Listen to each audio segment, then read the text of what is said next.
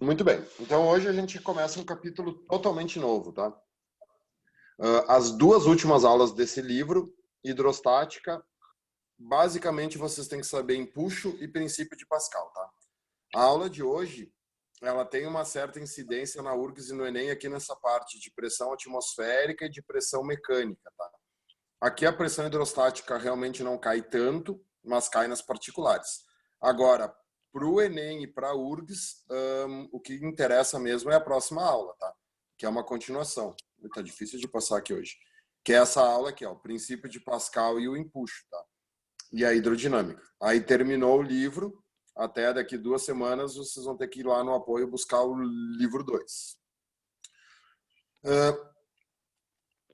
A aula de hoje tem bastante conceitos, tá? É uma aula relativamente rápida, provavelmente não vai levar 2 horas, tá? Porque é só conceitos, tá? Só que eles são bem importantes para depois entender empuxo. Então, vamos lá. O que é hidrostática estuda? Bom, o próprio nome aqui, né, dividido no meio, hidro quer dizer água e estático quer dizer repouso, equilíbrio. Só que o hidro aqui, em física a gente usa ele como um termo mais geral, tá? Não só para água. Na realidade, o hidro aqui são fluidos. O que são fluidos? Líquidos e gases. Então, o que a hidrostática estuda? Estuda fluidos em equilíbrio. Não interessa se for um líquido ou se for um gás. Claro que 90% das questões vão ser água, mas aparecem outros fluidos também. O primeiro conceito que a gente tem que aprender é o conceito de massa específica e de densidade absoluta, que são conceitos simples, mas que têm um esqueminha entre eles. Por quê? Olha só. A massa específica é representada pela letra grega μ, que nem coeficiente de atrito. A massa específica de um corpo é a massa do corpo dividido pelo volume que ele ocupa no espaço. No sistema internacional, a massa sempre em quilogramas e o volume sempre em metros cúbicos. Então, a unidade da massa específica no sistema internacional é quilograma por metro cúbico. Mas aqui, seguidamente aparece grama por centímetro cúbico, tá? Grama por centímetro cúbico é uma unidade que é bastante usada, apesar de não ser no SI. E aí, desde aquela aula de quilômetros por hora e metros por segundo, vocês já estão ligados que isso aqui é uma unidade composta. E todas as unidades compostas, elas exigem regra especial.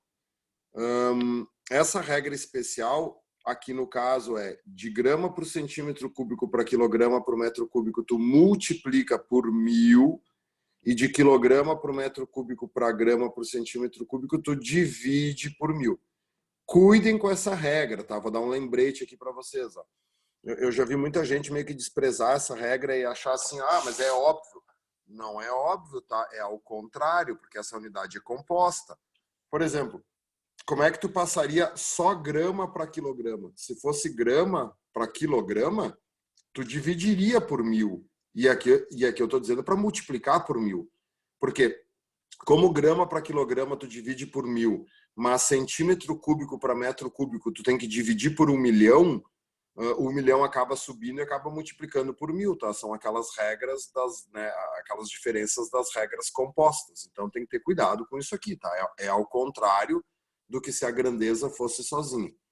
Só que aqui existe uma coisa, tá? Bem importante. Tem várias faculdades que exigem que você saibam de cor a massa específica da água, que todo mundo mais ou menos sabe que a massa específica da água é 1. Então, no momento que tu decora a massa específica da água, o bacana é que tu já embute nessa decoreba aqui a conversão de unidade. Então, olha só, pode escrever aí no livro, tá? O μ da água, vou botar aqui embaixo, o μ da água vale 1 grama por centímetro cúbico. Ó, pensa aqui no que tu tá falando, tá? Porque aqui tem muita coisa, vocês vão ver depois, né? O Enem gosta de cobrar isso aqui de vida real. O que é 1 centímetro cúbico de água? 1 centímetro cúbico é uma coisa muito pequenininha, né? 1 centímetro cúbico é como se fosse um cubinho que tivesse 1 centímetro por 1 centímetro por 1 centímetro por 1 centímetro. É isso aqui, né? Se tu enchesse esse cubinho com água, tu teria ali dentro 1 grama. Um metro cúbico de água é muita água? Nossa, um metro cúbico de água é um tanque, né? De 1 metro por 1 metro por 1 metro, uma banheira. Então, tem muita massa. A água, a massa dela é grande, tá? Então, isso equivale a 1.000 quilos por metro cúbico. Então, tu vê que aqui tu já tem a unidade embutida. A densidade da água é 1, só que o 1 não é o SI. No SI ela é 1.000. Eu até preferiria que vocês decorassem um 1.000 em vez de decorar o 1. Porque nas fórmulas, a maioria das vezes, a gente vai usar 1.000. E não se esqueçam, gente, que a água tem uma terceira densidade, que é a mais famosa de todas, tá? Vou botar um ou aqui, ó. Essa densidade, eu falei para vocês no primeiro dia de aula, quando eu contei para vocês a história de algumas unidades. A água é o único líquido que tem 1 quilograma por litro. Se lembram?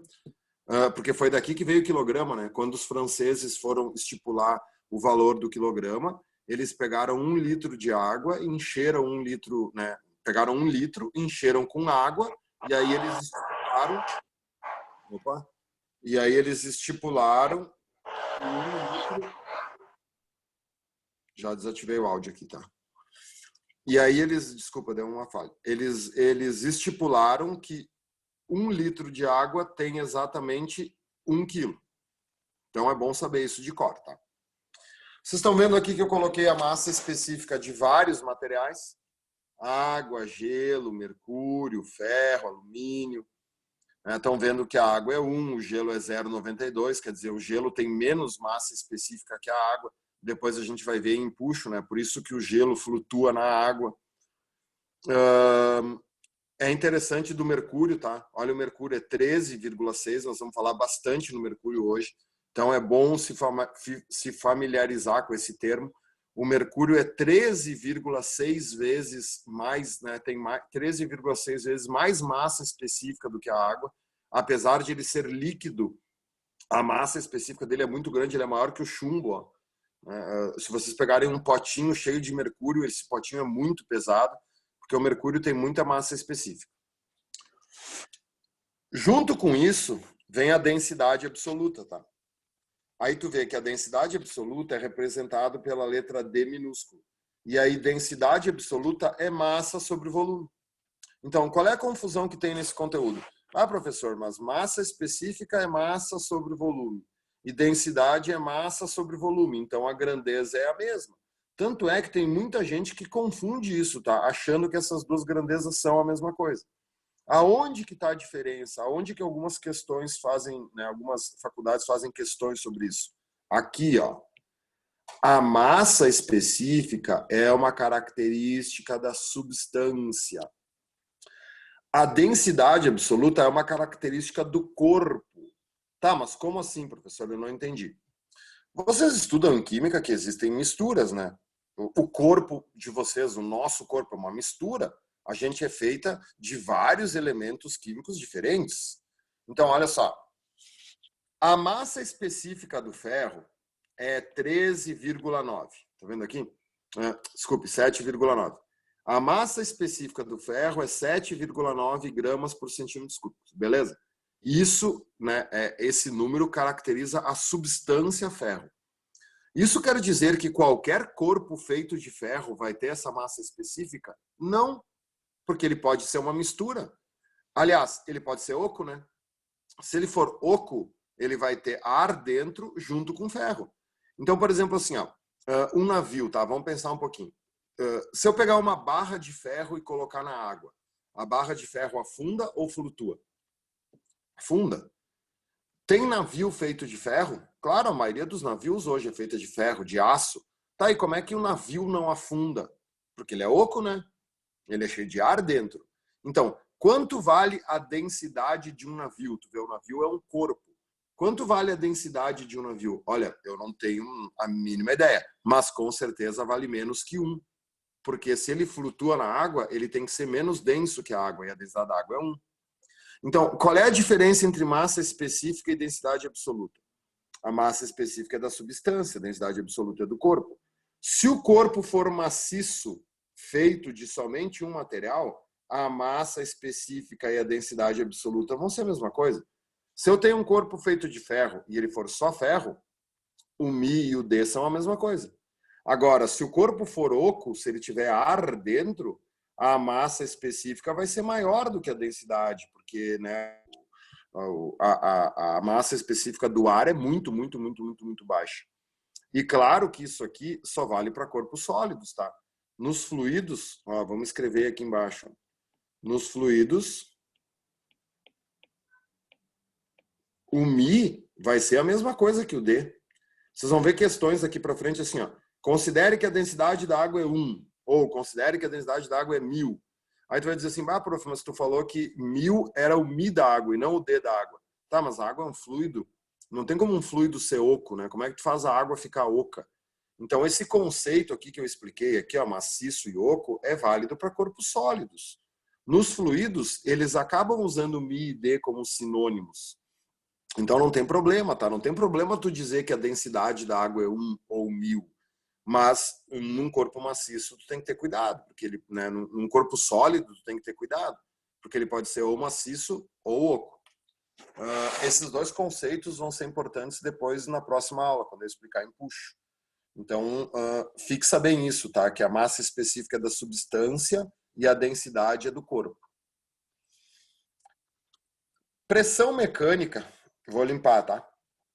A pressão mecânica é uma grandeza bem simples e que aparece seguido, tá? O Enem gosta de questões sobre pressão mecânica. Vocês vão ver aí nos temas que deve ter umas 2, 3 do Enem pedindo isso. E são aquelas questões que é um pecado errar, porque a fórmula é bem simples.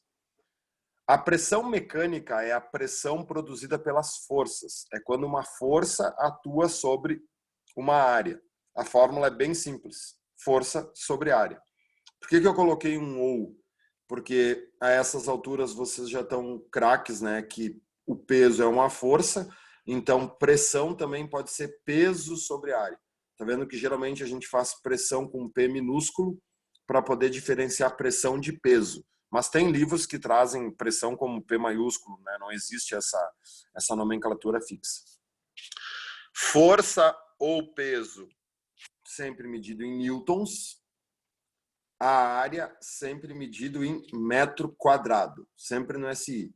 A unidade da pressão é newton por metro quadrado. Só que newton por metro quadrado recebe um nome especial, tá? Newton por metro quadrado é chamado de PA. O que é PA? Pascal. Não é Pascoal, é Pascal. Então, vocês vão encontrar algumas questões chamando de Newton por metro quadrado, algumas questões chamando de Pascal. Aqui tem que decorar, tá? Pascal e Newton por metro quadrado são sinônimos. O que é bem fácil de ver pela fórmula? Aqui vão ter perguntas bastante, né, sobre diretamente e inversamente proporcional. Número 1, pressão é uma grandeza escalar. Se lembram da nossa primeira aula? A pressão ela é uma grandeza sapeca. Pensa aí. Tu tá sentado escutando essa aula. A pressão que a tua bunda faz na cadeira é para onde? A gente tem muita vontade de dizer, né? Essa pressão é para baixo. Ela não é para baixo, porque ela é uma grandeza escalar, ela não tem direção e sentido. Quem é para baixo é a força. A pressão, ela atua em todas as direções, em todos os sentidos. Então, ela não tem direção e sentido. Por isso que ela é escalar. E claro, né? Olhando para a fórmula, o que é bem fácil de ver? Que a pressão é diretamente proporcional à força ou peso. Quanto maior for a força ou peso, maior vai ser a pressão. E a pressão é inversamente proporcional à área. Quanto menor for a área, maior é a pressão. E aí o número de questões que perguntam isso são infinitas, né? Dá para caminhar de salto alto na beira da praia, meninas? Não dá, né? Afunda. Por que afunda? Porque o peso de vocês está concentrado numa área muito pequena. Que área que é essa? A área do salto. Né? Como a área é muito pequena, aquele ponto exerce muita pressão no solo. E como a areia ela é um material que se chama granulado, né? As partículas elas são soltas, aí tu acaba afundando na areia. Tem um monte de coisas que tem que ter cuidado. Por exemplo, aqui, ó. Espero que todo mundo já tenha copiado aí, tá? Eu vou interromper aqui e ligar meu vídeo. Você tem que ter cuidado que tem muitas perguntas sobre isso. Por exemplo, quer ver? Deixa eu me enxergar aqui. Olhem só. O que eu vi esses dias, tá? Imaginei um lápis aqui, tá? Deixa eu botar para cá que tem muita luminosidade ali. E aí, o que acontece? Eu pego um lápis e eu fico segurando um lápis assim, tá? Aí a questão vai pedir assim, qual dos dedos está fazendo mais força no lápis? O pai de todos, né? Quer dizer, esse é o pai de todos, né? O pai de todos ou o dedão, né? Dedão, furabolo, pai de todos, mata piolho, sei lá, eu nem me lembro. Mas enfim, quem é que está fazendo mais força no lápis? O dedão ou o pai de todos? Gente, a força é a mesma, né? O lápis está parado. Se as forças fossem diferentes, o lápis estava assim, ou o lápis estava assim. O lápis, né? A gente acabou de estudar momento. O lápis está em repouso, a força resultante vale zero. Mas aonde que eu estou sentindo mais dor? Eu estou sentindo mais dor aqui. Por que eu estou sentindo mais dor aqui? Porque aqui o lápis tem ponta. E aí, essa ponta do lápis, por ela ter pouca área, o que ela produz? Muita pressão. Então, aqui eu tenho uma situação de forças iguais, mas pressões diferentes. A pressão aqui é pequena, porque aqui a área é grande. E a pressão aqui é grande, porque a área é pequena. Então, tem que ter cuidado com isso, tá? É muito fácil confundir pressão com força. Eu vejo bastante essa confusão. Tentem evitar isso, tá? O máximo possível. Vamos voltar lá para o livro. Agora volta para a página, qualquer uma aí, sempre assim. Eu nunca volto para que estava. Mas tudo bem, né? Esses programas ainda vão evoluir. Eu falei, estava aqui. Qual é que é outra coisa que eu preciso que vocês pensem? Principalmente quem quer URGS, né? A URGS é uma prova que adora decomposição vetorial. Como é que funciona essa força, tá? Essa força, ela funciona... Opa. Peraí que agora eu não estou conseguindo pegar aqui pegar a caneta aqui. E o ícone da caneta ficou bem em cima do ícone da câmera.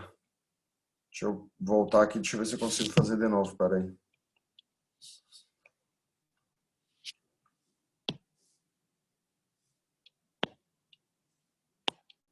Mas que loucura, cara. Nossa, que saco. O ícone da caneta ficou em cima do íconezinho da câmera aqui, eu não consigo... consegui puxar. Dificuldade. Muito bem, desculpa aí, problemas técnicos. Deixa eu voltar lá para a página. Deixa eu ver aqui aquilo que eu estava falando, né? Só porque eu falei mal do programa, acho que ele fez uma vingança. A URGS é uma prova que ela trabalha muito com decomposição vetorial. Então, olha só. Para mim fazer essa fórmula força sobre área, como é que a força tem que ser? Por isso que eu deixei esse espaço aqui em branco. Ó. Imaginem que vocês têm um plano horizontal, tá? Essa força aqui, ó, ela tem que ser uma força perpendicular à superfície. Ela tem que ser uma força formando ângulo de 90 graus com a superfície. A essas alturas do Championship, né, estamos em maio já quase, vocês já são mestres em decomposição vetorial, espero eu, né? Cateto oposto, seno. Imagina que tu tem uma força assim, ó. Essa força ela é inclinada. E aí os caras vão te dar o ângulo que essa força forma com a horizontal. O que eu faço para calcular a pressão? A força que produz pressão é a componente vertical. Então, o que eu vou ter que fazer aqui? Eu vou ter que decompor essa força para cá. E aí, como é que vai ser o nome dessa força? Qual é o eixo dessa força? Força Y. E aí, quem estaria fazendo pressão aqui seria a força Y. Então, nessa fórmula aqui, eu teria que botar a força Y. Como ele deu o ângulo com a horizontal, a gente já viu, né, na aula passada que a força Y vai ser seno. Então, eu pegaria o valor dessa força, multiplicaria pelo seno desse ângulo, e aí eu calcularia a força Y, e aí eu colocaria a força Y aqui para calcular a pressão, tá? Então, cuidem com isso. Essa força sempre forma 90 graus com a superfície. E agora a gente chega no momento da pressão atmosférica. Aqui talvez seja a parte da aula que mais aparece com questões teóricas. A pressão atmosférica ela é fundamental, porque A gente vive na Terra, né? E a gente está submetido a essa pressão todos os dias. O que é a pressão atmosférica, né? Como que funciona a pressão atmosférica? Pessoal, a Terra, eu vou pegar um quadro branco aqui, ó. Quem quiser copiar isso que eu vou fazer agora, pode usar o verso da folha, mas não precisa, tá? É só para vocês entenderem melhor. A Terra, devido ao seu tamanho, acabou conquistando uma gravidade de aproximadamente 10 metros por segundo quadrado na sua superfície, certo? A gente aprendeu até a calcular, né, essa gravidade. Ao longo dos 5 bilhões de anos que a Terra tem, mais ou menos, infinitas reações químicas produziram na superfície da Terra uma enorme quantidade de gás. Esse gás, ele não consegue escapar da Terra por causa da gravidade, tá? A gravidade criou ao redor da Terra uma camada de ar que a gente chama de atmosfera. E é nessa atmosfera que a gente vive. Não se esqueçam, a gente vive dentro ou fora da Terra? A gente vive fora da Terra, né? A gente não é tatu. Se a gente vivesse dentro da Terra, a gente era tatu. A gente vive na superfície da Terra. A gente vive, né, cercado por esse mar de ar. Vocês vão ver como é importante usar esse conceito hoje, né? A atmosfera é como se fosse um mar de ar. A gente passa a vida inteira nadando nesse oceano de ar. Essa camada atmosférica, ela varia muito de altura, porque ela depende da gravidade, mas a gente usa como padrão, tá? Mais ou menos 250 quilômetros. Essa é a altura padrão da camada de ar. Então, tu imagina assim, o ar pesa? Pesa. Pesa muito ou pesa pouco? Pesa pouco. Mas se tu olhar para cima, tu tem 250 quilômetros de ar em cima da tua cabeça. Esse peso não é um peso desprezível, é um peso considerável. Então, todo esse peso, ele começa a exercer pressão na superfície da Terra e em todos os corpos que estão na superfície da Terra. Então, tu tá aqui, tu tá em algum lugar aqui. Cara, tu tá submetido a essa pressão, né? O ar que tá em cima da tua cabeça, o peso desse ar vai produzir uma pressão. E essa pressão, ela é muito grande, ela não é desprezível. Por exemplo, assim, ó, a Lua, tá? A Lua é muito, muito menor que a Terra, né? A gravidade da Terra na superfície é aproximadamente 10 metros por segundo ao quadrado. A gente arredonda, né? 9,8. Aí tu pega a Lua, tá? Só para vocês entenderem como é que funciona o universo. A Lua, ela é pequenininha comparada com a Terra. Quanto vale a gravidade da Lua? Na superfície da Lua, a gravidade vale 1,6 metros por segundo ao quadrado, aproximadamente. Então, olha só, na Lua também ocorreram reações químicas que criaram ar? Sim. Né? Na Lua tem hidrogênio, oxigênio, hélio, gás carbônico. A mesma coisa que aconteceu na Terra aconteceu na Lua. Claro, com algumas diferenças, mas não vamos entrar nisso agora. Só que a Lua não tem atmosfera. Por que a Lua não tem atmosfera? Porque essa gravidade aqui ela é muito fraca. Então, o que acontece? Imagina que lá na Lua surge uma molequinha de oxigênio, tá? Aí essa molequinha de oxigênio, ela tem peso. Mas como a gravidade da Lua é muito pequena, o peso dessa molequinha é muito pequenininho. E aí essa molequinha ela acaba escapando para o espaço. Então, a Lua tem uma atmosfera nula, praticamente rarefeita, que não muda nada. Então, a gente não pode ficar na Lua sem uma roupa pressurizada, porque, né, daqui a um pouco vocês vão entender que o ser humano precisa de pressão para viver. Então, por que a Lua não tem atmosfera? Ah, porque a Lua não tem gravidade. Não, não é essa a resposta. A Lua não tem atmosfera porque a gravidade dela é pequena comparado com outros lugares. E aí, o ar acabou escapando para o espaço, tá? Então tem que ter cuidado com essas coisas. Voltando lá para o livro, o que a gente tem que saber? Qual é a história física disso aqui? No nível do mar, a pressão atmosférica vale 76 centímetros de mercúrio, ou 1 atm, que vocês usam muito em química, ou 10 na 5 newtons por metro quadrado. Gente, 10 na 5 newtons por metro quadrado são 100 mil newtons por metro quadrado. 100 mil pascais. Isso aqui é um absurdo de pressão, tá, gurizada? 100 mil newtons equivale a 10 mil quilos. Então, na Terra, na superfície, ao nível do mar, a cada metro quadrado é como se tivesse um peso de 10 mil quilos em cima. Como que o ser humano não é achatado por essa pressão? Como que a gente aguenta essa pressão? Porque a gente fez pressão interna, a gente tem pressão interna. Vamos pensar assim, ó, quem é que fez o corpo de vocês? Quem é que fez o nosso corpo? Jesus, né? No 6º dia, no 7º ele descansou. Quando Jesus fez teu corpo, ele sabia que tu ia viver num ambiente de alta pressão. E aí Jesus fez teu corpo com mecanismos para aguentar essa pressão. Claro que eu estou brincando, né, pessoal? Isso aí foi a evolução das espécies, foi o Darwin, né? Tudo que a gente estuda. E tá claro, não foi o Darwin, né? Mas foi a teoria do Darwin. Enfim, a evolução do ser humano, a gente está na Terra aproximadamente há 6 milhões de anos, a nossa espécie, a gente teve que adaptar o nosso corpo para aguentar essa pressão. Então, o ser humano precisa de pressão para viver. O que acontece se tu levar um ser humano para o espaço, num lugar que não tem pressão? Ele explode.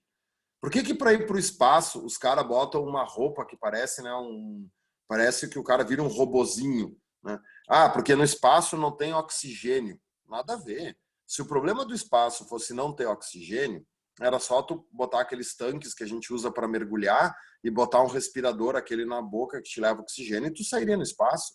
O problema do espaço é que não tem pressão. E aí o ser humano, ele explodiria na falta de pressão. Então essa roupa que eles usam é uma roupa pressurizada. Para vocês terem uma ideia, a roupa que os astronautas usam é feita de Kevlar. Kevlar é o mesmo material que é feito o colete à prova de bala. Se vocês pegarem um astronauta vestido com aquela roupa, tá, e vocês derem uns tiros nele, não acontece nada, porque aquilo é como se fosse um colete à prova de bala. A última vez que eu tinha lido, tá, um traje de astronauta estava custando aproximadamente 5 milhões de dólares, tá? Cada traje. É um absurdo o valor, porque ele é totalmente vedado. Se esse traje tiver um furinho, quando o astronauta for para o espaço, vai escapar o ar que tem dentro, vai despressurizar o traje e o cara lá dentro vai explodir, ele vai morrer. Tem um monte de filmes que mostram isso, tá? Então, assim, a pressão é uma coisa muito séria, tá? O ser humano, ele tem um limite né, que ele aguenta de máxima pressão e de mínima pressão. Por exemplo, se a gente for para o fundo do mar, tá? O que acontece? A gente vai ver daqui um pouco que conforme tu vai mergulhando na água, a pressão vai aumentando. Então vai chegar uma hora, uma determinada profundidade, que a pressão lá embaixo fica tão grande que o nosso corpo também não suporta. Aí aconteceria o contrário. Em vez da gente explodir, a gente implodiria, né? Tu viraria uma paçoquinha ali, uma bolinha, né, comprimida. Então, o ser humano tem um valor máximo, um valor mínimo de pressão que ele aguenta. Ele precisa dessa pressão para viver. Deixa eu apagar meus desenhos loucos ali. O primeiro cara que mediu essa pressão foi o Torricelli, que vocês já conhecem ele lá da equação de Torricelli, né? O Torricelli fez um monte de coisas para a física. A experiência de Torricelli é o seguinte, ó.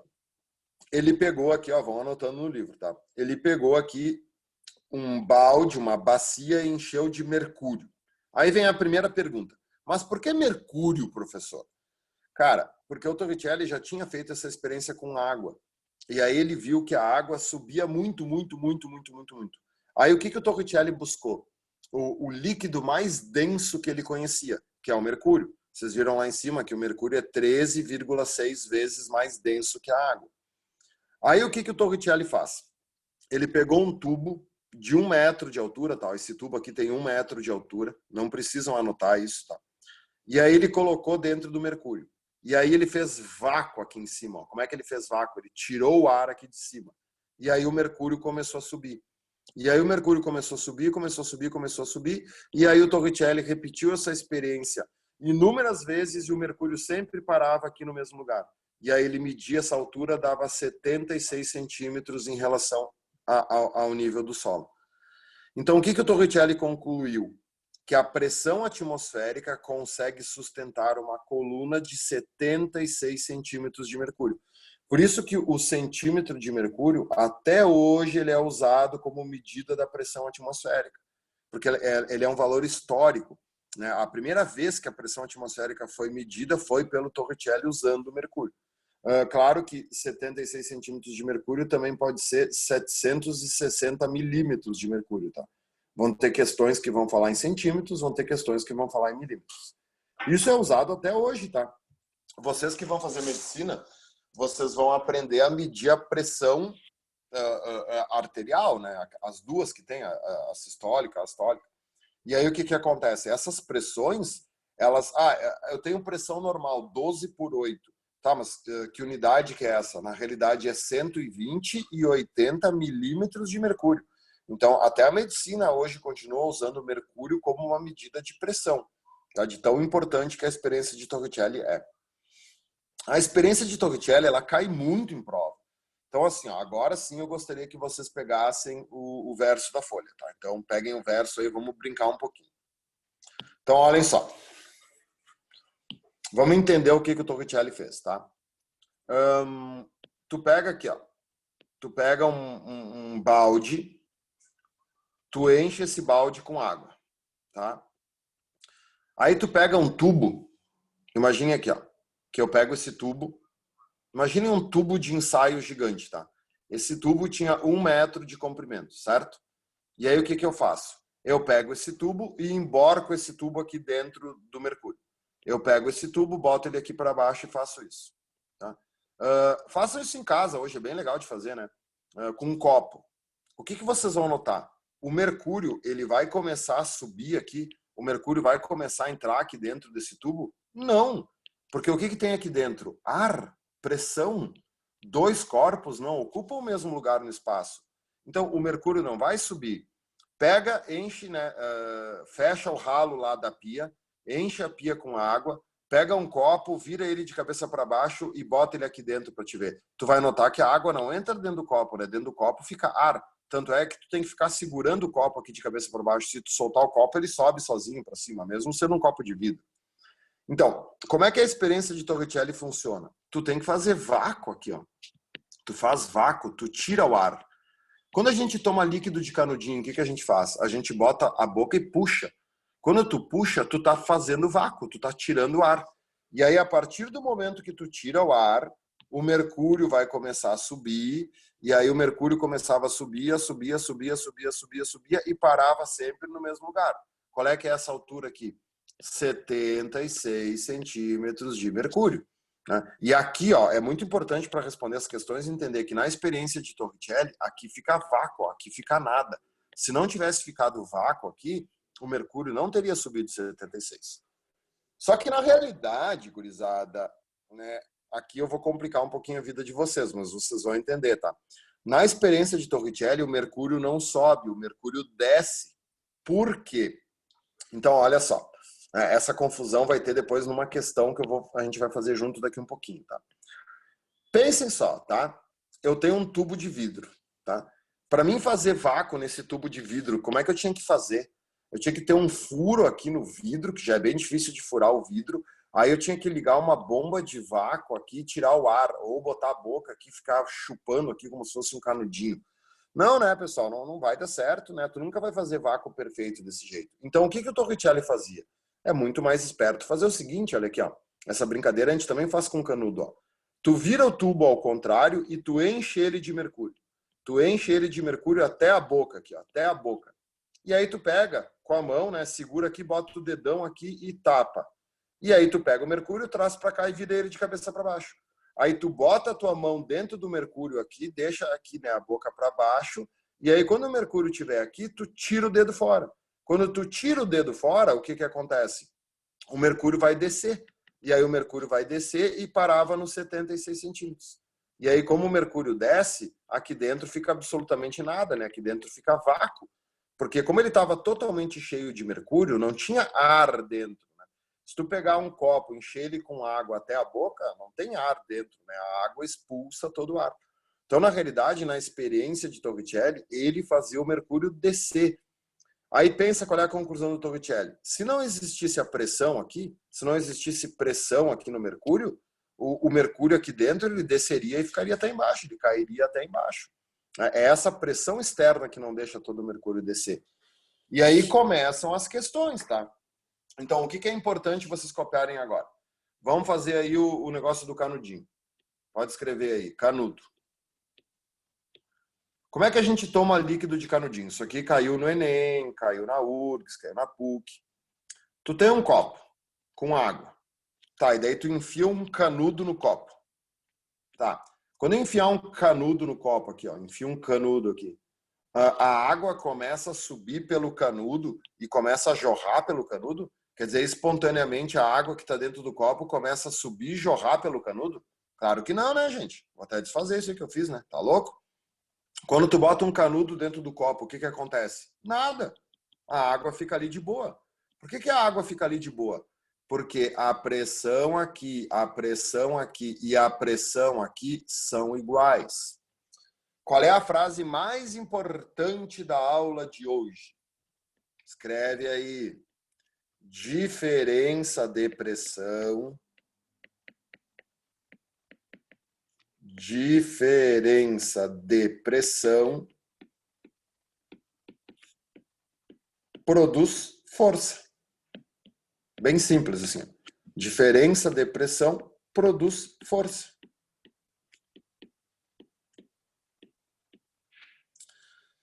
Tu entra dentro do teu quarto e tu fecha a porta, tá? Vai existir uma força forçando a porta para dentro do quarto ou para fora do quarto? Não, porque a pressão dentro do teu quarto e a pressão fora do teu quarto é a mesma. Imagina que teu quarto fosse hermeticamente fechado, tá? Não existe um quarto assim, porque senão as pessoas morreriam lá dentro. Mas imagine um quarto hermeticamente fechado que tu começasse a tirar o ar de dentro do quarto.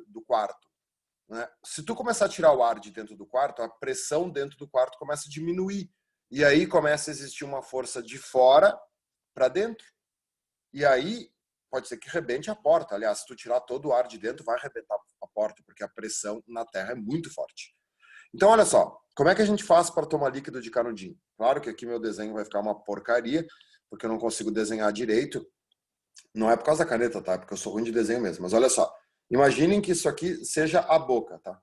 Aquilo ali é o beiço de vocês, isso aqui é a boca. Que coisa linda, né? Tu bota a boca no canudinho e tu chupa. Quando tu chupa, o que que tu faz? Tu faz o líquido subir para cima. Seguido tem pergunta sobre isso, né? Quando a gente toma líquido de canudinho, a gente puxa o líquido para cima. Não. Quando tu bota a boca no canudinho e tu suga, tu apenas reduz a pressão dentro do canudinho, que é a pressão dentro da tua boca. A pressão dentro da tua boca fica menor do que a pressão atmosférica. É isso que tu faz. O que que tu cria? Diferença de pressão. Essa pressão aqui, ó, quando tu começa a sugar, essa pressão aqui, ó, que está dentro do canudinho, ela some. Não é que ela some, ela diminui, né? Porque tu nunca consegue tirar todo o ar. Então, o que que existe aqui fora? Aqui fora existe pressão atmosférica.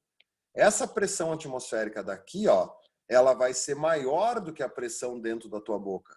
E aí isso cria diferença de pressão, diferença de pressão cria força, e aí essa força faz o líquido subir e chegar até a tua boca. Eu vou mostrar para vocês um vídeo daqui um pouquinho, que eu gravei agora há pouco, agora de tarde, de uma folha de papel segurando um copo de água, tá? Olha só. Deixa eu explicar a experiência aqui, daí vocês vão entender o vídeo, ó. Imaginem que vocês peguem um copo com água. É bem legal de fazer isso em casa. Tu pega um copo com água, imagina esse copo cheio de água e virado de cabeça para baixo. Claro que não daria porque a água cai, né? A água tem peso. Tu bota uma folha de papel aqui, ó. Só uma folha de papel e o copo cheio de água, tá? Qual é a força que está puxando a água para baixo? O peso da água. Então, o peso da água quer que a água caia. Só que essa folha de papel, ela tem que ser colocada de tal maneira que ela vede aqui, ó. Vocês vão ver no meu vídeo o que que eu faço, né? Tu tem que empurrar a folha para dentro do copo para vedar totalmente. Tu tem que tirar todo o ar de dentro do copo. Aí o que que tu vai ter aqui, ó? Tu vai ter aqui nas paredes da folha de papel pressão atmosférica. Se tu tirou todo o ar aqui de dentro, tá? O peso da água vai ser muito menor do que a força produzida pela diferença de pressão. E aí, tu consegue segurar um copo inteiro com água só usando uma folha de papel. Teoricamente, daria para fazer essa experiência com um copo de até 10 metros de altura, tá? Porque a pressão atmosférica vai equivaler a 10 metros da coluna de água. Já vou explicar isso para vocês. Então, olha só. Deixa eu limpar tudo aqui, tá? Espero que todo mundo tenha copiado e qualquer coisa pega a gravação depois. Se vocês não conseguirem... Eu testei antes, tá? E com o aluno e funcionou o áudio, tá? Se vocês não conseguirem escutar o áudio, me mandem uma mensagem aqui depois que não deu para ver o áudio. Mas é porque eu acabo não escutando, mas parece que vocês escutam. É uma tentativa aqui. Então, olha só. Vamos... eu vou abrir teu microfone, tá, Pamela? Porque daí tu me ajuda. E aí, se tu não escutar o áudio, tu me avisa, tá, Pamela? Tá. Tela. Iniciar transmissão. 3, 2, 1. Tá. Tá vendo a tela do iPad aí, Pamela? Tudo certo? Sim. Uhum. Tá. E aí, vê se sai o áudio aí. Tá vendo a imagem do vídeo, né? Sim. Então, olha só. Essa experiência serve para mostrar como diferença de pressão produz força. Tu pega um copo com bastante água, tá? A água quase derramando, e aí tu bota uma folha de papel em cima. E aí tu tem que apertar um pouquinho a folha para tirar todo o ar, ó. Para vedar bem, ó. Para que não fique ar dentro do copo, tá? E aí tu vira, e o que acontece, ó? A diferença de pressão produz muita força. Se tu olhar aqui embaixo do copo, ó, tu tá vendo que ele tá nesse formato assim, ó. Ele tá num formato côncavo, né? Porque a pressão tá forçando aqui, ó, e não tá deixando o copo cair. Daria para fazer essa experiência com um copo de até 10 metros de altura, tá? Porque a diferença de pressão ela é tão grande que ela produz uma força que equivale ao peso de uma coluna de água de 10 metros. Aí ficou bem bom essa vez, ó. Tá vendo? Aí, ó. Vai cair agora. Beleza, Pamela? Conseguiu escutar bem? Sim. Uhum. Beleza, então, que bom, ficou legal.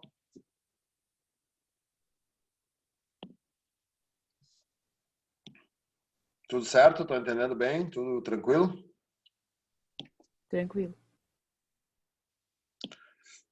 Muito bem, então vamos voltar lá para o livro.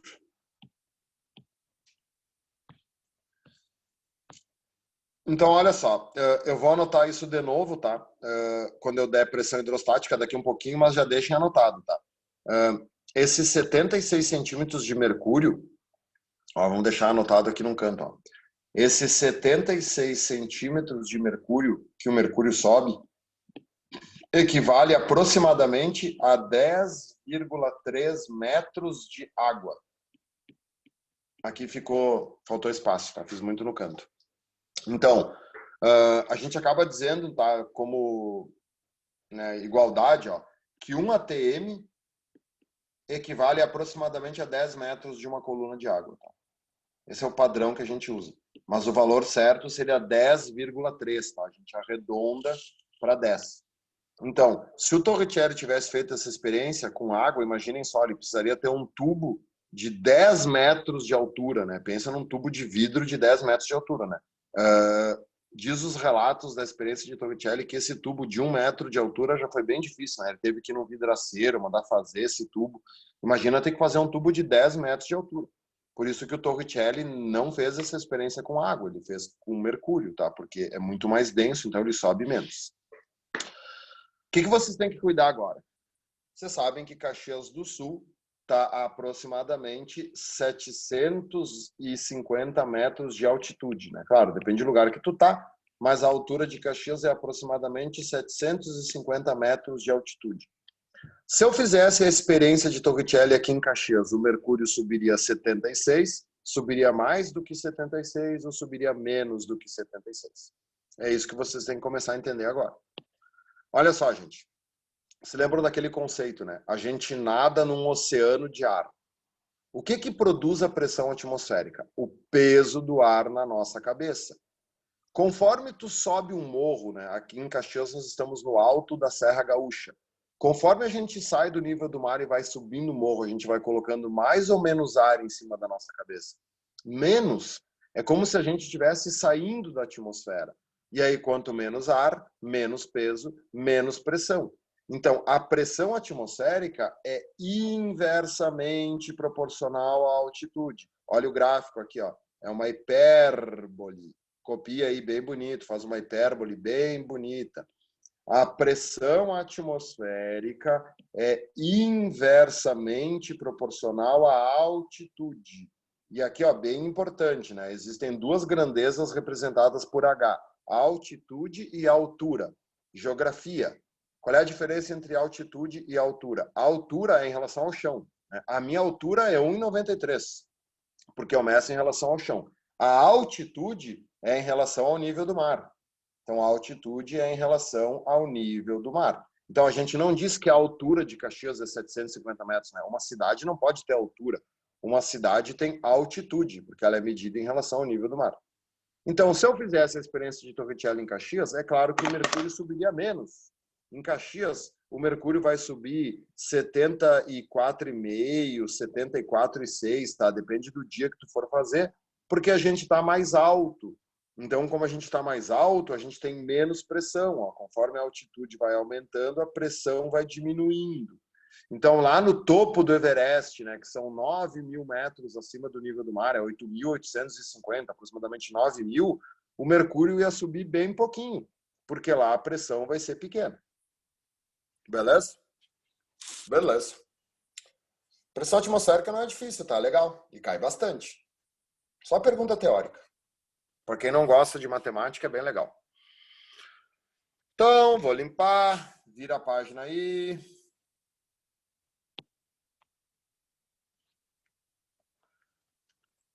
Pressão hidrostática. Bom, a pressão hidrostática, como o próprio nome diz, é dos fluidos em repouso.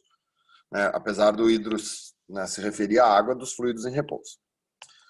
Tudo que nós vamos estudar agora depende do teorema de Stevin. Cuidado que o Enem adora pedir nome de físicos, tá? Tem gente que não gosta de decorar desse jeito e depois dá tilt, né?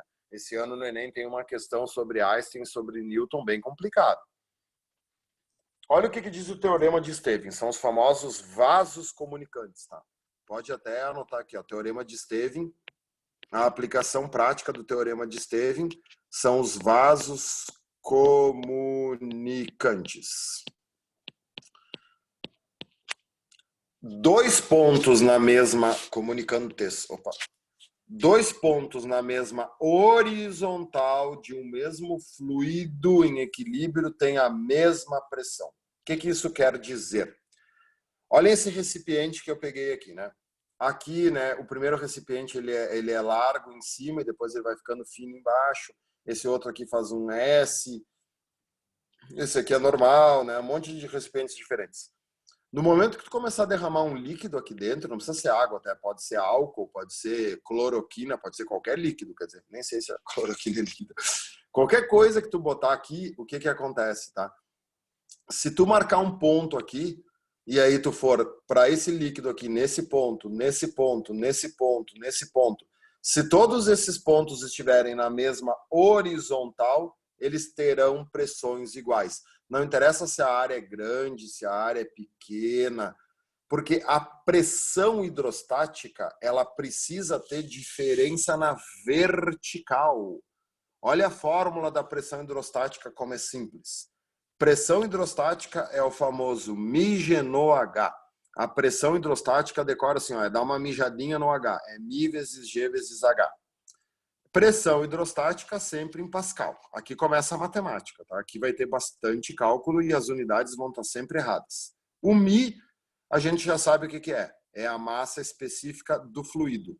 Aqui sempre em Newton por metro quadrado, sempre em Pascal. Né? Então, aquele negócio que eu falei para vocês, o μ da água vale 1. Não adianta nada tu decorar que o μ da água vale 1, porque nessa fórmula tu nunca vai poder usar 1, tem que usar 1000. Por causa da gravidade. A gravidade vai estar sempre em metro por segundo ao quadrado, então tu não pode misturar metro com centímetro. Então, por isso que aqui tem que ser metro. E agora a gente chega no H. O que é o H? Claro que o H vai ser medido em metros, isso é certo. Mas o que é o H? O H é isso aqui, ó. O H, né, imaginem que eu queira calcular a pressão nesse ponto. Né? Eu tenho um ponto P aqui. O H se chama altura da coluna de fluido. É a quantidade de fluido aqui, ó, que tem em cima do corpo que tu quer calcular a pressão. Só que, né, em vez de a gente chamar isso de altura de coluna de fluido, tem um jeito bem mais fácil. Como é que a gente costuma chamar isso? Como é que a gente costuma usar isso? Profundidade. Então, gravem que o H é a profundidade. Quanto mais profundo tu estiver num líquido, mais pressão tu vai sofrer.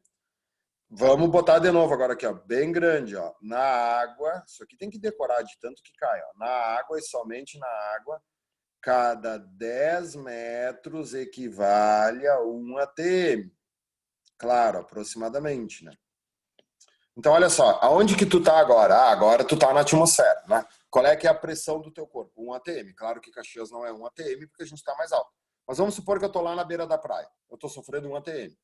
Conforme eu for entrando no mar, a pressão vai aumentando. A cada 10 metros que eu desço, aumenta 1 atm. Por isso que o nosso ouvido dói quando a gente começa a mergulhar, porque a pressão começa a aumentar. Chega um momento que a pressão é tão grande que a gente morre, tá? Que a gente implode. Por isso que existe um limite de profundidade que o ser humano consegue mergulhar sem ajuda de aparelhos, sem nada, né? E aí tu nota, ó, o que é a lei de Steve, então, né? Se eu tiver um ponto aqui, se eu tiver um ponto aqui, ó, não precisam copiar isso, tá? Nesses vasos comunicantes, todos esses pontos aqui, ó, eles estão na mesma profundidade. Como todos esses pontos estão na mesma profundidade, eles têm a mesma pressão. Olhem a fórmula é super simples, é μ vezes G vezes H. A fórmula diz que a pressão não depende do volume, não depende do formato, não depende da quantidade. A pressão só depende do μ, do G e do H. Vocês vão ver a aula que vem, tá? A aula que vem a gente vai ver bastante coisa sobre empuxo. Questões teóricas de física tem que resolver usando a fórmula. Qual é que é uma pergunta clássica aqui que cai, tá? Dá para copiar aqui no cantinho aqui, ó. Vamos fazer um plano horizontal. Aí vamos fazer um recipiente fino e comprido, tá? Vamos fazer um recipiente aqui, ó, maior, e aí vamos fazer um recipiente assim, ó, né? Uma coisa parece que força, assim, né? Uma coisa meio em formato de V, assim. Tá, daí esses três recipientes têm a mesma altura de líquido, né? Tem líquido aqui, aí, ó, mesmo horizontal tem líquido aqui, e aí mesmo horizontal tem líquido aqui, tá? Então, tudo isso aqui está cheio de líquido. Aí, o que a questão vai fazer contigo? A questão vai fazer contigo assim, ó. Eu vou marcar 3 pontos dentro do recipiente. Aqui, ó. Aqui eu tenho um ponto A na base do recipiente. Aqui eu tenho um ponto B. Aqui eu tenho um ponto C. Vocês estão vendo que esses pontos estão dentro do recipiente, né? Esses pontos estão sofrendo pressão? Claro que sim. Por que eles estão sofrendo pressão? Porque tem líquido aqui em cima, né? O peso desse líquido está fazendo pressão nesses pontos. O que a questão vai te pedir? Quais desses 3 pontos ou qual desses 3 pontos tem mais pressão? Ah, é o B, porque no B tem mais líquido. É o C, porque no C está concentrado o líquido. Nada a ver, cara. Pressão hidrostática é μ vezes G vezes H. O líquido é o mesmo? Sim, os 3 têm o mesmo líquido. A gravidade é a mesma para todo mundo? Sim, todo mundo está na Terra. A altura, a profundidade é a mesma? Sim, a profundidade é a mesma. Então, a pressão hidrostática no recipiente, ó, a pressão hidrostática no recipiente A é igual à pressão hidrostática do recipiente B, que é igual à pressão hidrostática do recipiente C. Não inventa moda. Claro que provas tipo a URGS, tipo o Enem, às vezes enche o saco assim, ó. Escutem o que eu vou falar agora. Qual desses 3 recipientes exerce maior pressão no apoio? Ah, bom. Se eu quero saber a pressão que o recipiente exerce no apoio, a pressão que esses recipientes exercem no apoio é uma pressão mecânica. Como é que se calcula a pressão mecânica que a gente viu antes? Não precisa copiar, tá? Só estou ilustrando. Seria o peso do recipiente dividido pela área. Então, o que acontece? Aí é outra coisa, tá? Aí, provavelmente, esse recipiente C aqui, ó, ele exerça mais pressão, né? Porque o recipiente C aqui, ó, a área dele é pequena, né? É uma área igual ao do A, praticamente, só que ele tem mais peso, né? Por causa desse formato dele aqui, tem mais peso de água do que no A. Então, no C, tu tem mais peso com a mesma área do A. Então, o C vai ter mais pressão. Mas isso teria que te dar todos os dados daí para te calcular, tá? Teria que te dar a área de cada recipiente, teria que te dar o peso de cada recipiente. Aí é outra questão. Quando eles não dão nada, quando eles fazem perguntas teóricas, eles querem saber a pressão hidrostática, a pressão que o líquido exerce no fundo do recipiente. A pressão que o líquido exerce no fundo não é uma pressão mecânica, é uma pressão hidrostática. Então tem que diferenciar essas duas coisas, tá? Continuando, então deixa eu apagar tudo aí que eu fiz. Continuando, cuidado com essa história de pressão total, tá? Isso aqui é um pega-ratãozinho que é bem fácil, mas que a gente acaba errando por bobagem. No desenho que eu fiz aqui em cima, no desenho que eu acabei de fazer aqui, eu não dei bola se esse recipiente estava cheio de líquido, se esse recipiente estava aberto, se esse recipiente estava fechado. Na vida real, o que que acontece? Até preencham no livro ali, ó, que as flechinhas sumiram, ó. Na vida real, aqui nesse desenho de baixo, ó, não sei o que que deu que sumiu minhas flechinhas aqui, ó. Preencham ali essas flechinhas. Se o recipiente está aberto, existe ar entrando, né? Existe o quê? A pressão do ar atmosférico. Então, eu tenho um ponto aqui do espaço, tá? Aí faz uma flechinha aqui, ó, desse ponto para essa forma. Aí a grandeza se chama pressão, também conhecida como pressão total. Cuidado que a palavra pressão total não precisa aparecer, tá? Quando eles falarem pressão, já é a pressão total. Então, olha só. Qual é a pressão que esse ponto está sofrendo? O que eu tenho que pensar? Bom, existe uma quantidade de líquido em cima desse ponto, né? Essa quantidade de líquido que está em cima desse ponto produz pressão hidrostática. Tá, mas e esse ar que está entrando aqui não produz pressão atmosférica? Produz. Então, a pressão total ou pressão absoluta é a atmosférica mais a hidrostática. Então, tem que ter muito cuidado que só mudando a pergunta, a resposta muda. Por exemplo, assim, ó, não precisa copiar no livro, tá? Porque vai ter essas questões depois, ó, só para vocês entenderem. Uma pessoa... aqui eu botei letra de uma pessoa está a 10 metros de profundidade no mar. Tá? 10 metros, ou vamos botar na água, não interessa aqui, porque se fosse no mar seria um pouquinho mais, porque a água do mar é mais densa. Tá. Qual é a pressão hidrostática que essa pessoa está sofrendo? Se ela está a 10 metros de profundidade na água, a gente viu antes, né, que cada 10 metros 1 atm, então ela está sofrendo uma pressão de 1 atm, hidrostática. Mas qual é a pressão que o corpo da pessoa está sofrendo? 2 atm, né, pessoal? Por quê? Quando vocês entram numa piscina ou quando vocês entram no mar, a pressão de 1 atm que tu já estava sofrendo para de existir? Não. A pressão ela nunca pode começar a partir do zero, porque senão tu teria explodido. Então, a gente sempre está sofrendo essa pressão de 1 atm. Conforme tu começa a afundar numa piscina ou no mar, a pressão aumenta a partir do 1. Então, se eu tiver 20 metros de profundidade, bom, se eu tiver 20 metros de profundidade, eu vou ter 2 atm de pressão hidrostática, mas eu vou ter 3 atm de pressão total, porque vão ser 2 de fora, mais 2 de dentro, 2 da água, mais 1 do ar. Se eu tiver a 30 metros de profundidade, bom, se eu tiver a 30 metros de profundidade, eu vou ter 3 de pressão hidrostática mais 1 da pressão atmosférica. Então, se a questão me pede pressão, fala só a palavra pressão, é a pressão total. Eu tenho que somar a atmosférica com a hidrostática.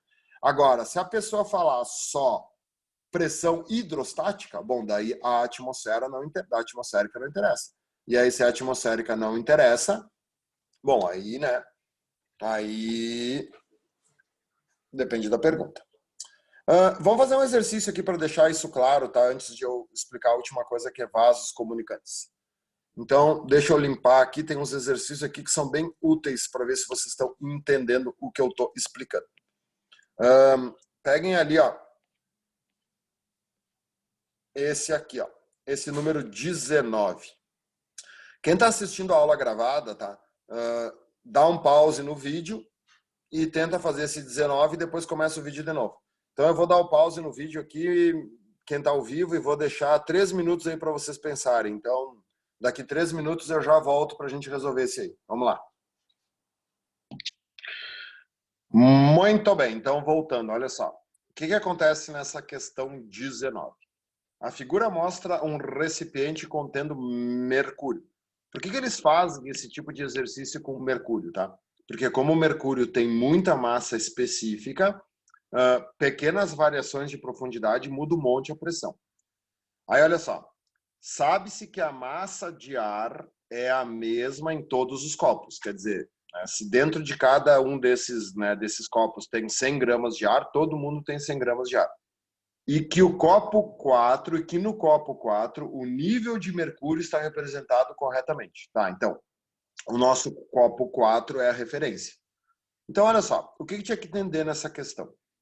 Tu pegou o copo e tu virou o copo de cabeça para baixo, que nem aquilo que eu mostrei para vocês do Torricelli. O que está cheio aqui dentro do copo? Ar.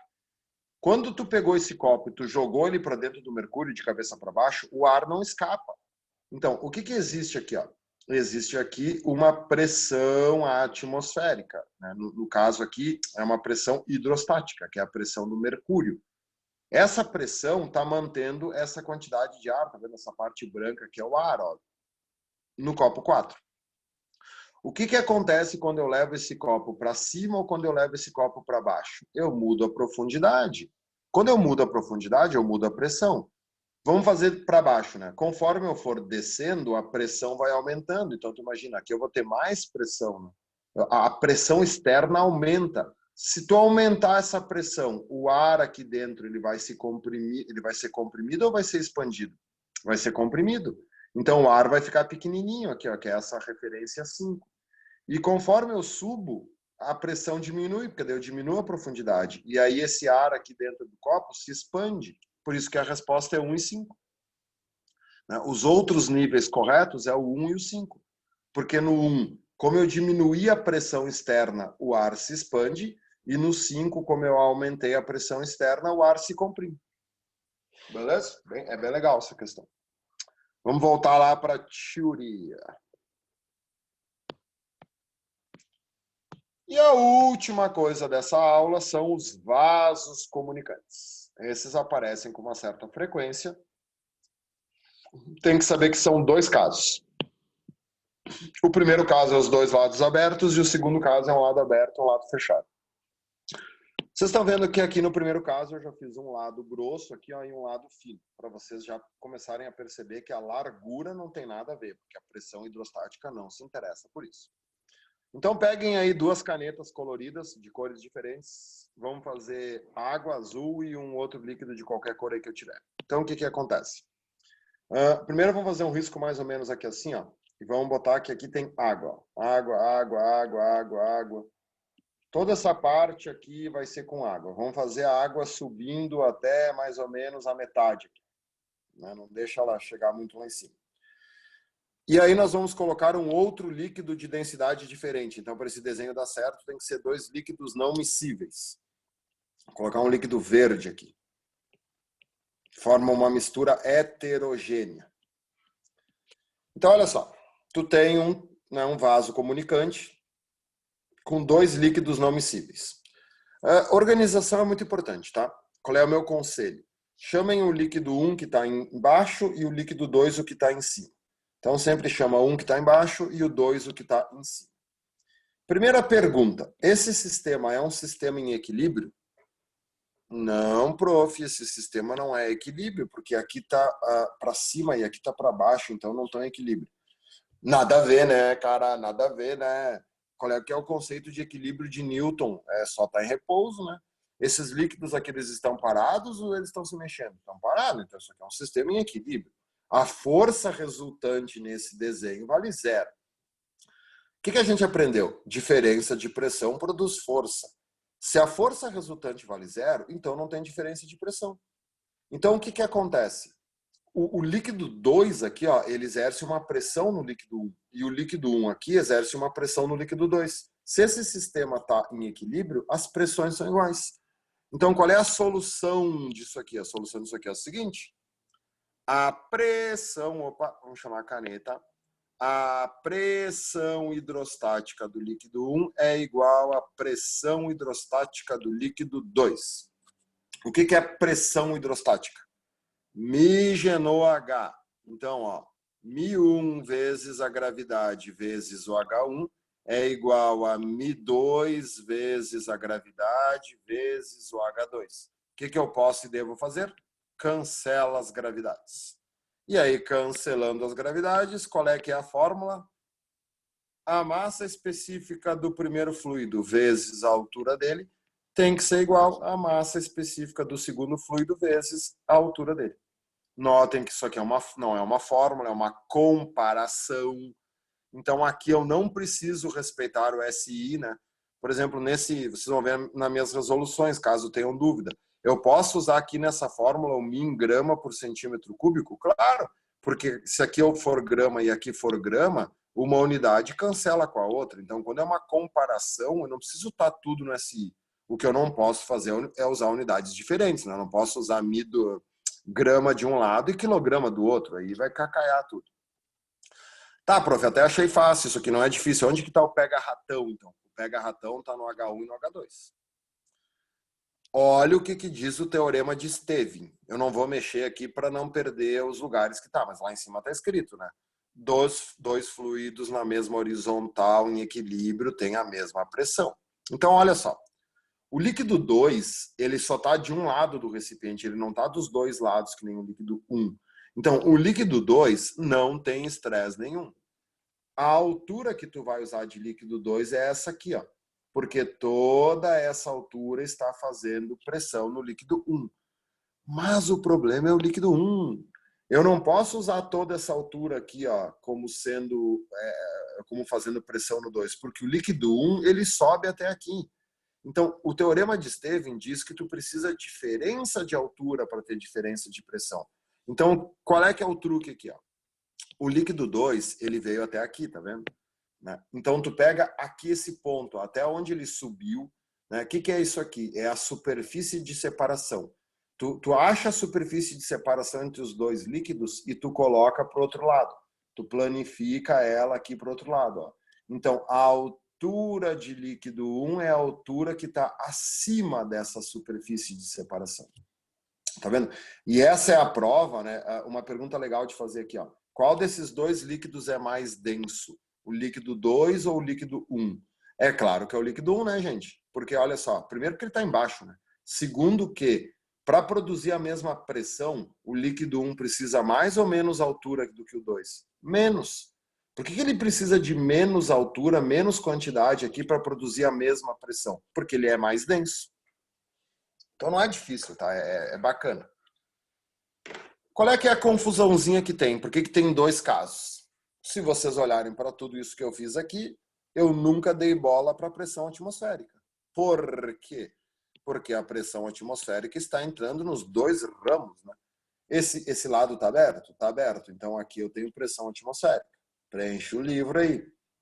Esse lado aqui está aberto? Está aberto. Então aqui eu também tenho pressão atmosférica. Aham. Só que olha aqui o segundo caso. Esse segundo caso, quem gosta muito é a PUC. Já caiu na URGS, né? O Enem até nunca pediu nada sobre isso, tá? Mas a URGS já pediu. Mas a PUC ama de paixão. Imaginem aqui o seguinte, tá? Vamos fazer agora um líquido até aqui assim. Então tudo isso aqui vai estar cheio de líquido. Vocês vão ver que 90% das vezes esse líquido vai ser mercúrio. Depois eu explico para vocês por que esse líquido aqui vai ser mercúrio a maioria das vezes. O líquido sendo mercúrio, ele facilita a nossa vida. Vamos fazer daí até aqui, quase transbordando. Então, tudo isso aqui está cheio de líquido, tá? E aí, normalmente, aqui do outro lado, eles colocam outro líquido ou um gás. A maioria das questões é um gás. Então, imaginem que aqui dentro, ó, então eles fazem uns pontinhos aqui, ó, enche de pontinho aqui, e aí ele vai dizer que isso aqui está cheio de gás. Então, aqui nós temos um gás. Qual é as perguntas aqui? Quais são, né, o que ele vai querer saber aqui? Número 1, esse sistema está em equilíbrio? Claro que sim, está parado, está em equilíbrio. Por que ele está em equilíbrio? Porque não tem diferença de pressão. Então, olha só. Esse lado aqui é fechado, né? Aqui geralmente vai ser um negócio de vidro. E esse lado está aberto. Então, o que entra aqui que não entra do outro lado? Pressão atmosférica. Então, aqui nós temos a pressão atmosférica de um lado e não temos do outro. Segunda coisa, o líquido, ele está na mesma altura dos dois lados do recipiente? Não. Aqui, o líquido vem até aqui, vou planificar ele para o outro lado. O que eu tenho aqui? Ó? Eu tenho uma altura, né? De um lado eu tenho mais altura do que do outro. Diferença de altura produz pressão. Então, desse lado aqui, desse lado direito, eu tenho duas pressões, a atmosférica e a hidrostática. E desse lado esquerdo, quem que faz pressão? O gás. Então, para que ocorra o equilíbrio, a pressão que esse gás está sofrendo tem que ser igual à soma das duas, para que não tenha diferença de pressão. Então, aqui tu não pode desprezar a pressão atmosférica. Então, o jeito de resolver isso aqui é o seguinte, ó, a pressão do gás, a pressão que o gás sofre é a pressão atmosférica mais a pressão hidrostática. Tu soma as duas. Deu, é só isso. E aí, essa equação se mostrando válida, o sistema está em equilíbrio. Aí, olha só, não precisa copiar o que eu vou fazer agora, tá? Porque senão vai ficar poluído aí. Deixa o livro bonito assim, mas é só para entender. A maioria das vezes, o líquido aqui vai ser mercúrio. Aí eles vão dizer assim, ó, considere que esse líquido é mercúrio. Por que eles adoram usar mercúrio? Porque o mercúrio é o único líquido que é uma unidade de pressão, né? Existe uma unidade de pressão baseada no mercúrio. Então, por exemplo, eles vão te dizer assim, ó, considere que eu estou num lugar que a pressão atmosférica vale 76 centímetros de mercúrio. Tá, então eu estou no nível do mar. Eu estou fazendo essa experiência na praia. Aí eles te dizem assim, esse lado do recipiente tem 40 centímetros de altura. E esse lado aqui, ó, todo esse lado aqui do recipiente tem, sei lá, 100 centímetros de altura. Calcule a pressão do gás. Cara, o fato do líquido ser mercúrio facilita muito a vida. Porque, olha só, eu quero saber a pressão do gás. Beleza. Quanto vale a pressão atmosférica? 76. 76 o quê? Centímetros de mercúrio. Se aqui eu tenho 40, desse lado eu tenho 40 e desse lado eu tenho 100, quanto vale essa diferença aqui? 100 menos 40, 60. Tá, mas 60 o quê? 60 centímetros de mercúrio, porque o líquido é mercúrio. Então é só somar, porque as unidades são compatíveis. Então aqui a resposta vai dar 136 centímetros de mercúrio. Entendeu? Então quando ele te dá mercúrio, ele está sendo legal, ele está sendo bacana, porque daí tu pode usar mercúrio como sendo uma unidade de pressão. O problema desses exercícios é quando, por exemplo, o líquido for água. Pô, daí é um saco, porque daí tu vai ter que abrir essa fórmula aqui, aí tu vai ter que usar μ vezes G vezes H, vai ter que calcular usando μ, usando a gravidade 10, aí vai dar um monte de cálculo. Então, quando o líquido é mercúrio, eles estão facilitando a tua vida, eles querem que tu acerte o exercício. Beleza, gurizada? Era isso. Preciso agora que vocês façam todos os temas, assistam, né? Deem um tempo aí para a cabeça, façam um resumo, já façam os temas dessa semana, porque essa aula é fundamental para entender da semana que vem, que é o empuxo. E aí depois, livro novo, Eletricidade e Magnetismo. Valeu, um abraço, eu vou parar a gravação aqui, mas quem está ao vivo, se quiser ficar para fazer alguma pergunta, estou disponível, tranquilo. Valeu, bom estudo, tchau, tchau.